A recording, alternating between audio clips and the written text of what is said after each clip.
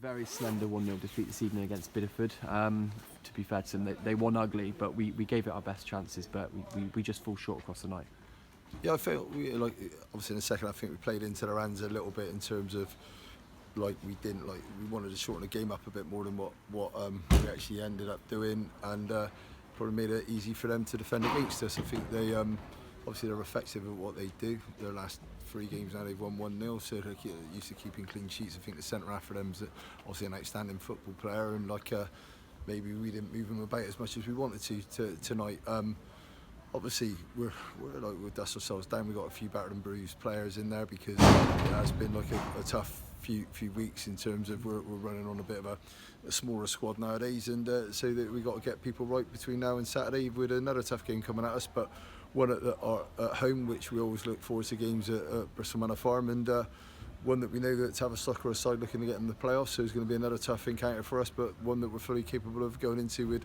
Our confidence isn't going to be dented by tonight. I think we're a bit frustrated from tonight, and we're a bit hurt, but we're going to look for a reaction from the lads. Definitely, and it was unfortunate that Jake had to come off with an injury on Saturday, and obviously tonight Josh Ford and Frankie, just like you said, battered and bruised from the lads tonight, but just an update on those players and how they're sort of faring. Yeah, definitely. On Saturday it was a nasty challenge on Jake, and some football supporters do amaze me with their reaction. Jake Goslin is one of the most brave, honest people on a football pitch I've ever seen, because he's one of those players that can play, takes challenges, because obviously those type of players always are going to attraction to challenges, and he tried battling on for us because he's our captain and he wanted to help us get results Saturday, and probably that 5-10 minutes he remained on the pitch was a mistake because it put him out of tonight.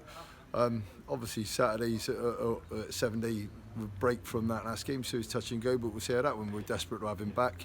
Obviously Josh Ford, again, we'll see tomorrow. You know what I mean? He's something happened with his back over the other side of the pitch there.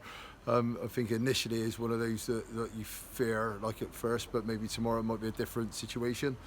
And obviously Frankie's just battled on for us throughout today. I think he come into the game today with a bit of reaction to Saturday, so he's putting his body on the line for us like they all are. And then we've got youngsters that are, like you say, they can't wait to get into the next game because again they're frustrated by the scoreline tonight. We all are, but we're going to be ready to go again Saturday with hopefully a bit of a clean bill of health on a few of these injured players. Definitely, and it must have been a big relief this evening, because it almost feels like the long journeys that we've had this season probably are going to come to an end now with this one. It was almost seemed that this was the last match really that we had to sort of as a team travel down in our numbers and sort of get through it. So it must be pleasing for you to know that home game on Saturday, a chance to reset and look forward to the rest of the season. Definitely, just said it to the lads. So you got to look at what the bit of games that Bideford got to encounter, and they got Sholing, they got Totton. So even though I think a few of their supporters think this is job done in terms of the gap between us and them, but I don't believe that's the case. I think there's a lot of throat cutters going on in the season, especially in the remaining couple of months of this season. And I think there's 7 sides making sure they don't want to go into the bottom 4. And we're one of the sides looking to jump out of that bottom 4, and we're one of the sides that are fully capable of doing that. We know that we've got to get these results sooner rather than later, but we're calm with it at the moment. With 12 games to go, I feel that we set ourselves a points target of getting it, and is very realistic at this moment in time. So Saturday we'll look forward to the game. Obviously tonight I couldn't fault the players, so I couldn't fault anything about tonight. I was just obviously a bit frustrated at the end with. I just feel that when teams are running down the clock in stops and that, then referees aren't going to be how can you put it, criticised for if they get it wrong by adding on a bit more time.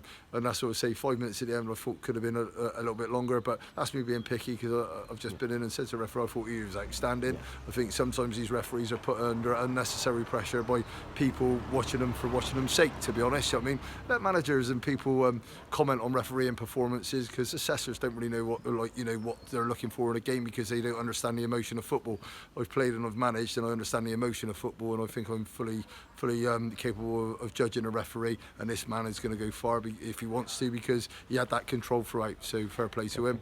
But again, the game tonight wasn't easy on the eye to watch, but it had a lot of incident in it. So again, I think people have come down and have been entertained by both sides. Definitely, like I said, it was an ugly win, but thanks for your time, Lee, and we'll see you on Saturday. Thank you.